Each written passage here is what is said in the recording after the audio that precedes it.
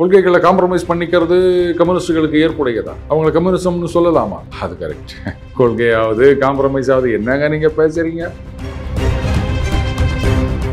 இவங்கெல்லாம் ஒரு மனுஷங்க அப்படின்னு கம்யூனிஸ்டுகளெல்லாம் வேற என்ன சொல்றது? பெரியார் வாழ்க, அவ்வளவுதான் சொல்லலாம். நான் வேற என்ன சொல்ல முடியும்? இவங்க மதவாதம்.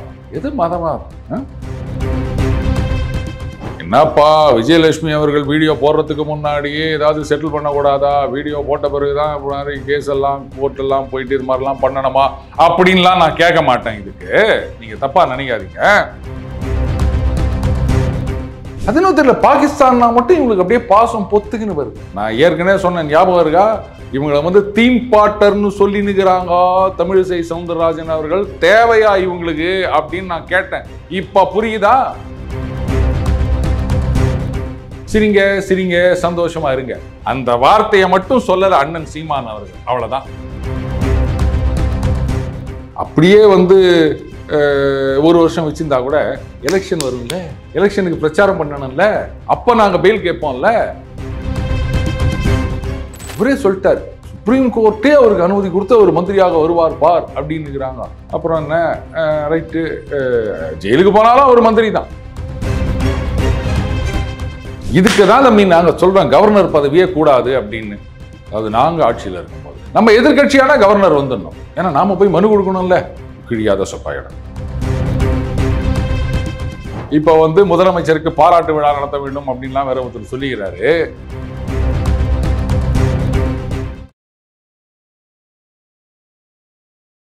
பாரத நேயர்களுக்கு வணக்கம். இன்னைக்கு நம்ம நேர்காணல நம்ம சிறப்பு விருந்தினர் அரசியல் ஞானி daily punch hero Arun sir அவர்கள் தான். சார் வணக்கம் சார். வணக்கம் விக்ரம் சார். அதாவது உங்களுடைய தோழர்கள், அதாவது இந்தியாவுடைய தோழர்களா இருக்கக்கூடிய கம்யூனிஸ்ட் கட்சிக்காரங்க கொஞ்சம் வித்தியாசமா இந்தியா பாகிஸ்தான் சம்பந்தமா பேசும்போது, அதாவது பாஜக மதவாதத்தை தூண்டி விட்டுக்கிட்டு இருக்காங்க அப்படின்ற மாதிரி ஒரு பக்கம் போடுறாங்க. இன்னொரு பக்கம் பாகிஸ்தான் மக்களை வஞ்சிக்க கூடாது அல்லவா அப்படின்ற மாதிரி ஒரு விஷயம். இன்னொரு பக்கம் பார்த்தோம்னா காஷ்மீர்ல பார்த்தோம்னா ப்ரொட்டஸ்டே பண்றாங்க தீவிரவாதத்துக்கு எதிராக. காஷ்மீர்ல ஆமா தோழர்கள் காஷ்மீர்ல கம்யூனிஸ்ட் இருக்காங்களா? எல்லா பக்கம் இருக்காங்க சார். ஆனா ஓட்டு சதவீதம் மட்டும்தான் கொஞ்சம் ஜீரோ வாங்குறாங்க. ஓகே, இப்போ ரைட்டு, நான் கூட பார்த்தேன். அதாவது பாருங்களா, தீவிரவாதத்துக்கு எதிராக எங்கள் போராட்டம் கம்யூனிஸ்ட் தோழர்கள் அப்படின்னு. எனக்கு சில கேள்விகள் இருக்கு விக்ரம். அந்த போராட்டத்தில் கலந்து கொண்டதா சொல்றாங்க இல்லையா, நிஜமாவே அவங்க கம்யூனிஸ்டுகளா இல்லை துணை நடிகர்களா அப்படின்னு தெரியல. சரி, தோழர்கள் அப்படின்னு நம்ம வச்சுப்போம். அவங்க பேரெல்லாம் என்ன அப்படின்னு ஒரு லிஸ்ட் ஒன்று வேணும். இல்லை, நான் அந்த தீவிரவாதிகள் மாதிரி கேட்கல பேரு. அவங்க நிஜமாகவே காஷ்மீர்காரர்களா இல்லை வேற எங்க ஏதாவது துணை நடிகர்கள் ஏஜென்ட் யாராவது ஏற்பாடு பண்ணாங்களா அப்படின்னு பார்க்கறதுக்காக கேட்குறேன். ஏன்னா இப்போ பேர் கேட்டாங்க அப்படின்னாலே குபீர்னு அடி வைத்த கலக்குது இல்லையா, அந்த காஷ்மீர் பகல்காம் சம்பவத்துக்கு பிறகு. நான் அந்த அர்த்தத்தில் கேட்கல. அவங்க எந்த பகுதியை சார்ந்தவர்கள், ஒருவேளை துணை நடிகர்களா அப்படின்னு கன்ஃபார்ம் பண்ணிக்கிறதுக்காக கேட்குறேன். நம்பர் 1. நம்பர் 2, நிஜமாகவே அவங்க காஷ்மீர் கட்சியை சார்ந்தவர்கள் தான். அவங்க காஷ்மீர்லேயே கம்யூனிஸ்ட் இயக்கம் துடிப்பாக இருக்கின்றது அப்படின்னா, கம்யூனிஸ்ட் இயக்கத்தில் கடவுள் நம்பிக்கை கிடையாது. அப்போ அந்த காஷ்மீர் தோழர்கள் எல்லாம் கடவுள் நம்பிக்கை இல்லாதவர்களா? இல்லை அங்கே மட்டும் காம்ப்ரமைஸ் பண்ணிக்கிறாங்களா கம்யூனிஸ்ட் கொள்கைகளை காம்ப்ரமைஸ் பண்ணிக்கிறது கம்யூனிஸ்டுகளுக்கு ஏற்புடையதா? அவங்களை கம்யூனிசம்னு சொல்லலாமா? அது கரெக்ட். கொள்கையாவது காம்ப்ரமைஸ் ஆகுது, என்னங்க நீங்க பேசுறீங்க? கொலைப்பழி போட்டுட்டு லீலாவதி அம்மையாரை கொலை செய்தவர்கள் அப்படின்னு பழி போட்டுட்டு அவங்க கிட்டேயே 15-10 வாங்கிக்கின்னு எல்லாரும் இப்ப சமீபத்தில் பார்த்தீங்கன்னா தமிழகத்துல பெரியாரை குறை சொல்லிட்டு இருக்காங்க. நான் சொல்ல மாட்டேன். என்னை பொறுத்த வரைக்கும் பெரியார் தாங்க. என்ன அழகா சொன்னாரு, கம்யூனிஸ்ட் என்பவன் டெஃபினேஷன் கொடுத்தாரு பாருங்க. பொன்னெழுத்துக்களால் பொறிக்கப்பட வேண்டியது. என்ன கேட்டா, கம்யூனிஸ்ட் ஆபீஸ் வாசல்ல ஒரு பெரியார் சிலையை நிறுவி, நான் ஒன்னா சொந்தமா முடியலனா கூட நண்பர்கள் கிட்ட நிதி திரட்டி கொடுக்குறேன், ஒரு மிகப்பெரிய சிலையை நிறுவி கம்யூனிஸ்டுகளை பத்தி பெரியார் அவர்கள் சொன்ன அந்த வாசகத்தை பெருசா பொறிச்சு வைக்கணும் அப்படின்னு நான் கேட்டுக்கிறேன். என்ன சார் அப்படி சொன்னாரு? வேணா விடுங்க, அது அவங்களுக்கே தெரியும். அதை வேற நான் சொல்லணும்னு அவசியம் கிடையாது. பெரியார் அவர்கள் சொல்லி இருக்கின்றார். அது நீங்க யூடியூப்ல சர்ச் பண்ணி பார்த்தீங்கன்னா தெரியும். இதெல்லாம் அவர் பெரியார் என்னென்னலாம் சொல்லியிருக்கான்றது வரலாறுங்க. அவருடைய பேச்சுக்கள், சிந்தனைகள், எழுத்துக்கள் இதெல்லாம் ஆவணப்படுத்தப்படுத்திருக்குங்க. அதெல்லாம் நீங்க வாங்கிக்கலாம். பெரியார் திடலில் போனீங்கன்னா கொடுப்பாங்க. இல்லை தனியாக கூட நிறைய பப்ளிகேஷன் வந்திருக்கு, ஆன்லைன்லையும் இருக்குது. கம்யூனிஸ்டுகள் என்பவன் அப்படின்றது ரொம்ப அழகா ஒரு வாக்கியம் சொல்லியிருக்காரு. அதை பெரிய எழுத்துல பொறித்து அட்லீஸ்ட் செலை வைக்க முடிய அளவுக்கு கூட எனக்கு வசதி இல்லைன்னா கூட இந்த பொண்ணு வைக்கிற இடத்துல பூவை வைக்கிற மாதிரி ஒரு ஃப்ளெக்ஸ் பேனராவது அடிச்சு வைக்கணும் அப்படின்னு நினைக்கிறேன். அது அங்கங்கே வச்சாதான் கம்யூனிஸ்டுகள்னா என்ன அப்படின்றது நம்ம மக்களுக்கு தெரியும்.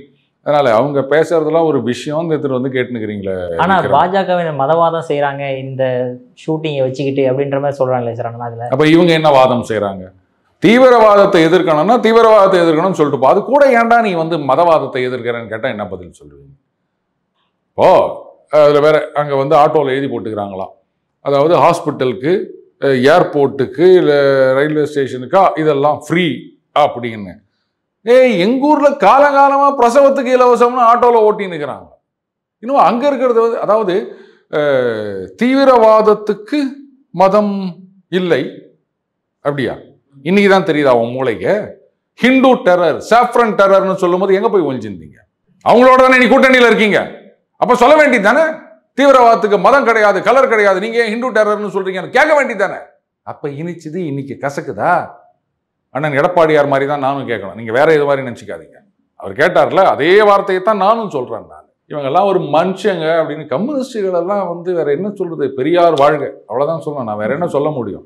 இவங்க வந்து மதவாதம். எது மதவாதம்? அதாவது ஏழை எளிய விளிம்பு நிலை மக்களுக்காக உழைக்கிறோம் அப்படின்னு சொல்லிட்டு அந்த அட்டப்பாடியிலிருந்து வந்த அந்த ஆதிவாசி சிறுவன் வயிற்றுல 3 நாளா பருக்க சோறு இல்லை, சோத்துக்கு இல்லாம வந்த ஒரு சிறுவனை அங்க இருந்தவங்க எல்லாம் சேர்ந்து அடிச்சே கொண்டாங்க, கடையில திருடி புட்டான் அப்படின்னு சொல்லிட்டு. அவங்க மேல கேஸ் நடக்குது, அதுல வந்து குற்றவாளியின் தண்டனை வரப்போது. அதுக்கு முன்னாடி அதுல குற்றம் சாட்டப்பட்டு வழக்கு விசாரணையில ஒருத்தர் இருக்கிறவருக்கு கம்யூனிஸ்ட் கட்சியில நிர்வாகி பதவி கொடுத்தாருங்க இந்த வெக்கங்கெட்ட பயிலுவா. இவங்க பேசுறாங்களா நாங்க வந்து ஏழை எளிய மக்களுக்காக பாடுபடுகின்றோம் அப்படின்னு? என்ன யோகியதை இருக்குது இவங்களுக்கு பேசுறதுக்கு? அதுக்கப்புறம் பெரிய எதிர்ப்பு வந்தவொடனே அந்த போஸ்டிங் கொடுக்காம நிறுத்தினாங்க. இப்ப அதுல எத்தனை பேர் அவங்க உள்ள போயிருக்காங்கன்னு தெரியுமா? இவங்க பேசுறாங்க நாங்க வந்து ஆதிவாசிகளுக்காக விவசாயிகளுக்காக பாடுபடுகின்றோம் அப்படின்னு. நான் அவங்கள குறை சொல்ல மாட்டேன் விக்ரம். அவங்க பேசுறதெல்லாம் கேட்டீங்கன்னா ஆட்டு மந்த மாதிரி பின்னாடி போறாங்க பாருங்க, அவங்களுடைய சுயரூபம் தெரியாம. அவங்களத்தான் நான் குறை சொல்லுவேன். நானும் ஒரு காலத்துல அப்படிதான் போனேன். ஆனா எனக்கு ஏதோ கொஞ்சம் புத்தி வந்துச்சு, நான் திருந்தி வந்துட்டேன். இல்லைன்னா நானும் அப்படிதான் கடைசி வரைக்கும் இப்படியே பெரியார் அவர்கள் சொன்ன மாதிரியே இருந்திருப்பேன் அப்படின்னு நினைக்கிறேன். நல்ல காலம் அவர் சொன்னார், நான் புரிஞ்சுக்கின்னு வெளில வந்துட்டேன் அவர் எழுத்த படித்த உடனே. அதனால தான் சொல்ல நான் பெரியாரை நீ தவறாக பேச மாட்டேன்னு வைக்கிறோம். Okay sir. சார் அடுத்தது நம்ம சீமான் அவர்களுமே இந்த மாதிரி ஒரு குற்றச்சாட்டை வச்சிருக்கிறார். அதாவது அங்கே வந்து ஒரு காவலன்றவன், அதை இன்டெலிஜென்ஸ்லாம் எதுக்கு இருக்கிறீங்க, முதல்ல அவன் உள்ள வரதுக்கு முன்னாடியே பிடிச்சி அவனை கொண்டுக்கூடாதா அப்படின்ற மாதிரி ஒரு கேள்வி எழுப்புறாரு. இன்டெலிஜென்ஸ் ஃபெயிலியர் ஆயிடுச்சுன்ற மாதிரி எழுப்புறாரு கேள்வி. என்னப்பா விஜயலட்சுமி அவர்கள் வீடியோ போடுறதுக்கு முன்னாடியே ஏதாவது செட்டில் பண்ணக்கூடாதா? வீடியோ போட்ட பிறகுதான் கேஸ் எல்லாம் கோர்ட் எல்லாம் போயிட்டு இது மாதிரிலாம் பண்ணணுமா அப்படின்லாம் நான் கேட்க மாட்டேன். இதுக்கு நீங்க தப்பா நினைக்காதீங்க. உனக்கு என்னப்பா நீ லூஸு என்ன ஒன்னா பேசுவ அப்படின்னலாமும் நான் சொல்ல மாட்டேன். எங்கன்னா எப்பவுமே இது மாதிரி தான் தமாஷா பேசுவாரு.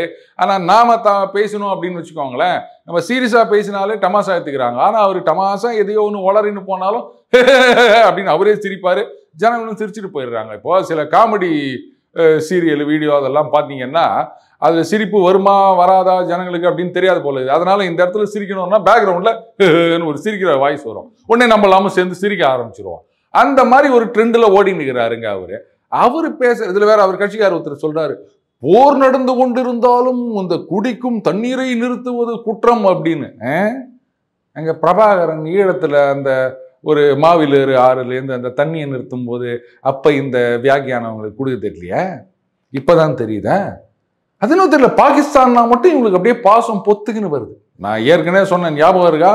இவங்களை வந்து தீம் பாட்டர்னு சொல்லி நிற்கிறாங்க தமிழிசை சவுந்தரராஜன் அவர்கள். தேவையா இவங்களுக்கு அப்படின்னு நான் கேட்டேன். இப்ப புரியுதா? இவ்வளவு ஏங்க ஒரு வாரத்துக்கு முன்னாடி வரைக்கும் நாத்தாக்கா இங்க வந்து என்டிஏல வந்து இணைய வேண்டும் அப்படின்னு சொல்லிட்டு இருந்தவங்க எல்லாம் இன்னைக்கு ஐயோ அவர் வரவே கூடாதுன்னு சொல்றாங்க. அன்னிலேருந்து இன்னி வரைக்கும் நான் என்ன சொன்னேன்? அவர் எங்கேயுமே சேரக்கூடாது, இங்கெல்லாம் வரக்கூடாது சொன்னா இல்லையா? அவங்களுக்கு அப்பப்போ அவர் வரணும் வரக்கூடாது. திடீர்னு இது மாதிரி மொசம் பிடிக்கிறேன் நான் மூஞ்ச பார்த்தா தெரியாதா அப்படின்னு மணிவண்ணன் சொல்வாரு. அந்த மாதிரி நாத்தாக்கா சீமான் அவர்கள் என்ன அப்படின்றது உடனே வந்து சார் அதுக்கு பழமொழி சொன்னா ஆராயணும், ஒரு கம்பாரிசன் அவ்வளவுதான். இந்த மாதிரி நாத்தாக்கா வந்து எந்த கட்சியிடம் இணைந்து செயல்பட முடியாதுன்னு நமக்கு அன்னைக்கே தெரிஞ்சது. அதனால தான் நம்ம அன்னிலேன்னு சொல்லி நிற்கிறோம். எதுக்கு தீம் பார்ட்னர்லாம் சொல்றீங்க, இதெல்லாம் சரி வராது, அவரை நீங்க சேர்த்துக்க முடியுமா, நாளைக்கு வந்து அவரால் உங்களுக்கு தான் கெட்ட பேரு அப்படின்னு சொன்னோம். அவர் இல்ல நாத்தாக்கா இங்க வர வேண்டும்லாம் சொல்லிட்டு இன்னைக்கு எல்லாரும் ஐய அப்படின்றாங்க. இவர் என்னன்றது நமக்கு தெரியாது. ஆனா சார் அவர் கேட்ட கேள்வி என்னன்னா, ஏதாவது சீனாவை பார்த்து உங்களால கேள்வி கேட்க முடியுமா, பாகிஸ்தானை பார்த்து கேட்டுக்கிட்டு இருக்கீங்களேன்ற மாதிரி கேள்வி கேட்கிறாரு சார். சீனாவை கண்டு ஆமாங்க, இவரால எல்லாராலையும் கேள்வி கேட்க முடியுங்க. இவர மாதிரி எல்லாரும் நினைச்சு விட்டாரு அவரு. திடீர்னு வந்து நான் ஆட்சிக்கு வந்தேன்னா, முதலமைச்சரா வந்தேன்னா மஞ்சக்கரதாசி கொடுத்துருவேன், கடன் எல்லாம் ஒன்றும் கிடையாது போடான்னு சொல்லிடுவேன் அப்படின்வாரு, ஜிஎஸ்டி கட்ட முடியாதுன்னு சொல்லுவேன் அப்படின்வாரு. இதையெல்லாம் கேட்டுக்கின்னு சிரிச்சின்னு போனோம். அந்த மாதிரி நினைச்சார் போல இருக்குது. ஏன் சீனாவோட விட்டார்? அமெரிக்காவை கேட்க முடியுமோ, ஐரோப்பாவை கேட்க முடியுமா சொல்லிட்டு போக வேண்டியது தானே. அவர் வந்து playing to the gallery comedy பண்ணிட்டு இருக்கிறாரு. இதெல்லாம் போயிட்டு சீரியஸா காமெடி பண்ணிட்டு இருக்கு. என்கிட்ட காமெடி பண்ணிட்டு இருக்க அவரை பத்தி கேள்வி கேட்குறீங்களே, நியாயமா இது? உலக நாயகம் மாதிரி வந்துருச்சு, சரி விடுங்க, அது அந்த தொத்து வியாதி போகாது. ஏதாவது பொலிட்டிக்கல் லீடர்ஸ்ல இப்ப முக்கியமா ஒருத்தர் அவருமே பார்க்கப்படுறாருல்ல சார், அந்த ஒரு விஷயம் அவரா பார்க்கப்படுறாருன்னா இதோட இப்ப நடிகர்கள்ல வந்து முக்கியமான ஒருவரா பார்க்கப்படுவார் பவர் ஸ்டார், எனது அடுத்த குறி வந்து சூப்பர் ஸ்டார் பட்டம் தான் அப்படின்னு அவர் சொல்லிட்டு இருக்கிறாரு. அதுக்கு என்ன பண்ண முடியும்? அவர் பேசுறாரு, அவர் பேசிட்டு போட்டாங்க.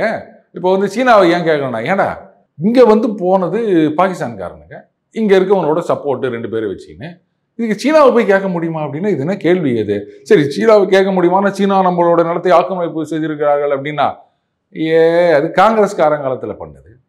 நேரு அவர்கள் வந்து எவ்வளவு சொல்லியும் கேட்காம அப்படியே ஆட்டையை போடுறதை பார்த்துன்னு சும்மா இருந்தாரு.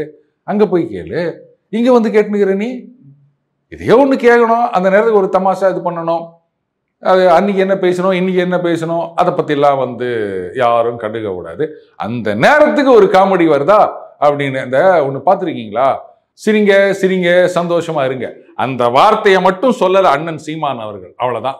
அதை மட்டும் போட்டு ரீல்ஸ் போட்டோம் அப்படின்னா செமையா ஓடும் அப்படின்னு நினைக்கிறேன். ஐயோ பாவம், திருவத்தூர்ல மளிகை கடை வச்சுக்கிறவர், அவர் பாவம் ஏதோ ஒரு ஜோக்கை போட்டு இது பண்ணாரு. அவருக்கு போட்டியா சீமான் வந்தாருன்னா அவர் என்ன பண்ணுவாருன்னு தெரியல.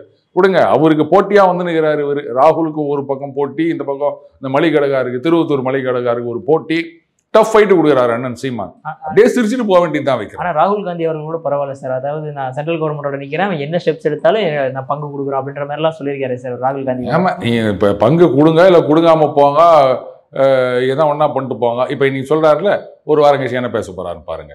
சரி, இவருடைய மைத்துனர் தானே ராபர்ட் வத்ரா, அவர் என்ன சொல்லிக்கிறார் பாருங்க. அதாவது இஸ்லாமியர்கள் வந்து பலவீனப்படுத்துவதாக நினைக்கின்றார்கள், அதனால அவர்கள் மோடிக்கு கொடுத்த ஒரு மெசேஜ் அப்படின்றாரு. அப்புறம் இந்த மாதிரி ஆட்களெல்லாம் கூட வச்சுக்கின்னு இவர் சொல்கிறாரு, நாங்கள் வந்து எல்லாவற்றிலும் ஆதரவு அளிப்போம்னு. அவங்க ஆதரவு யார் கேட்டா?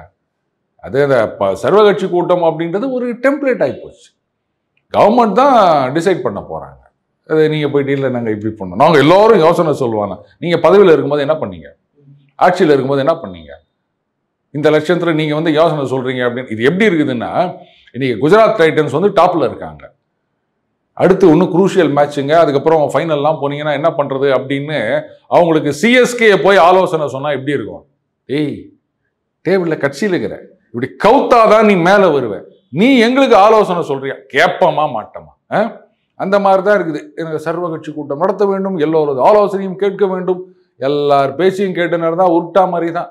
எல்லாம் வந்து ஒரு சம்பிரதாயம், அவ்வளோதாங்க, வாங்க அப்படின்னு வேண்டியது. அதுக்கப்புறம் அவங்க நடவடிக்கை அரசாங்கத்தில் எடுக்க போகிறாங்க. நம்ம ஏற்கனவே சொன்ன மாதிரி அங்கே இந்த டெஹ்ரிக்-ஏ தாலிபான் பாகிஸ்தான் BLA அவங்கெல்லாம் குஜராத் டைட்டனோட பலமாக அடித்து ஆட போகிறாங்க. Vikram, wait and see. IPL முடிஞ்சாலும் அங்கே அப்படியே பறக்க போகுது பாருங்க, தெறிக்க விட போகிறாங்க. அங்கே நடக்கிறத பார்த்துட்டு நாம இங்கே விசில் போடணும். விக்ரம், அங்கே வச்சுக்கோங்க விசில், அடுத்த வரும்போது எனக்கு ஒன்று கொடுங்க. நிச்சயமா சார்.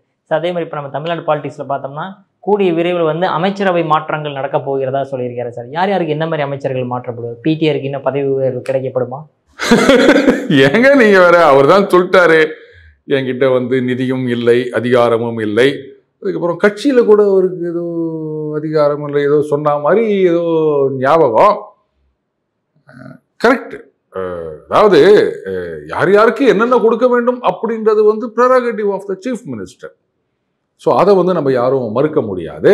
அமைச்சரவை மாற்றம் அப்படின்னா சரி விடுங்க, அது அண்ணன் ராஜினாமா பண்ணாதானே அந்த மாற்றம் அப்படின்னு வரும். செந்தில் பாலாஜி அவர்கள் ராஜினாமா பண்ணல அப்படின்னா கோர்ட்டில் என்ன பண்ணுவாங்க? எஞ்சி போனால் வந்து பெயிலை கேன்சல் பண்ணுவாங்க, ஜெயிலுக்கு போன்னு சொல்லுவாங்க, அவ்வளோதானே. அமைச்சர் பதவியை பிடுங்க முடியாது இல்லை, அதுக்கு சட்டத்தில் இடம் இல்லைல்ல. எத்தனை நாள் உள்ள வச்சிருப்பாங்க எனக்கு சொல்லுங்களேன். இன்னொரு 6 மாசம் வச்சிருப்பாங்களா? அதுக்கப்புறம் வெளில வந்து தானே ஆகணும். அப்படியே வந்து 1 வருஷம் வச்சிருந்தா கூட எலெக்ஷன் வரும்ல, எலெக்ஷனுக்கு பிரச்சாரம் பண்ணணும்ல, அப்ப நாங்க பெயில் கேட்போம்ல. நீங்க அரவிந்த் கெஜ்ரிவால் கொடுத்தீங்கல்ல, அவர் பிரச்சாரம் பண்றதுக்கு தானே வந்தாரு. அப்ப நாங்களும் பிரச்சாரம் பண்ணணும். ஒருவேளை வந்து இந்த அரசாங்கம் அடுத்த மேல தேர்தல்னா அதுக்கு முன்னாடியே ஆட்சியை கலைத்து விட்டு விரைவில் தேர்தல் அப்படின்னு சொன்னாங்கன்னா அப்ப நாங்க வெளில வரணும்ல, பிரச்சாரத்துக்கு வந்து நீங்க வந்து வெயில் கொடுக்கணும்ல அப்படின்னு கேட்டா என்ன பண்ணுவீங்க?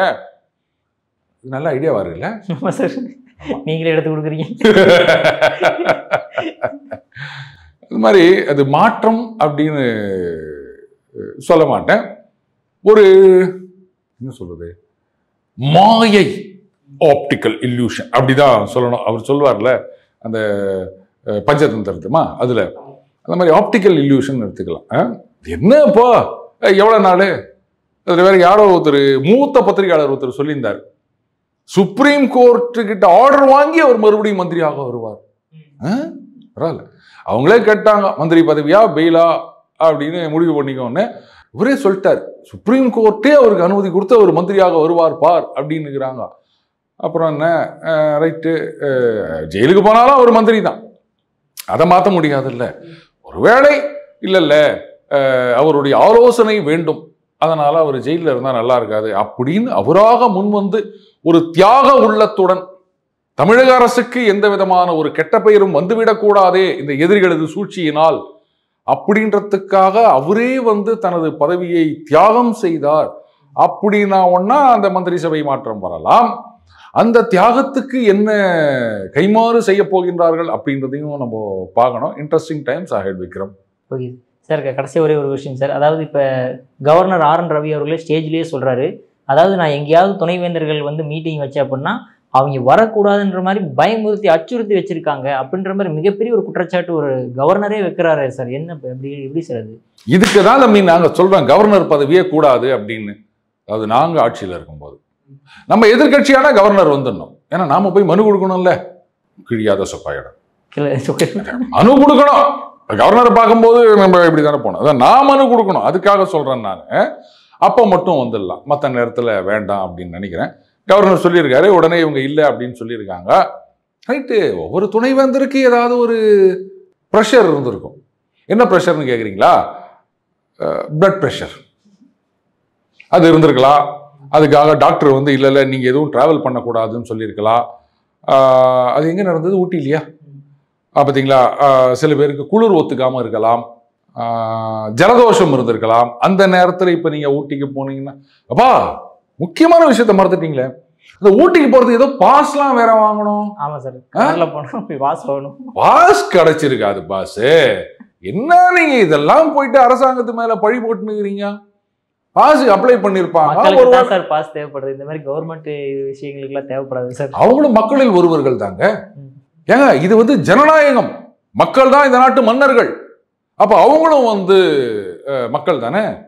ஸோ அவங்களும் வந்து தங்களை எளிய மக்களுடன் ஒருவராக எண்ணிக்கொண்டு பாஸ் அப்ளை பண்ணிருக்கலாம், கிடைச்சிருக்காது. இந்த மாதிரி நிறைய விஷயங்கள் இருக்குது விக்ரம். இதுக்கெல்லாம் வந்து ஒரு குழு ஒன்று போட்டுருவோம்.